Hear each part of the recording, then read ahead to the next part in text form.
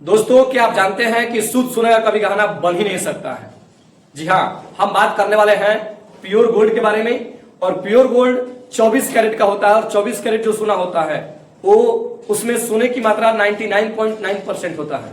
लेकिन बात रहता है कि शुद्ध सोने का गहना क्यों नहीं बनाई जा सकती है, क्योंकि शुद्ध सोना लचीला और कमजोर होता है। इसी के वजह से शुद्ध सोने की कभी गहना बन ही नहीं सकता है। आभूषण बनाने के लिए 22 कैरेट गोल्ड का इस्तेमाल होता है। 22 कैरेट गोल्ड का मतलब ये है कि 91% उसमें गोल्ड की मात्रा होती है। आप देख सकते हैं आभूषण बनाने में सोने की 22 कैरेट का इस्तेमाल किया जाता है और 22 कैरेट का मतलब 91% सोना डाला जाता है।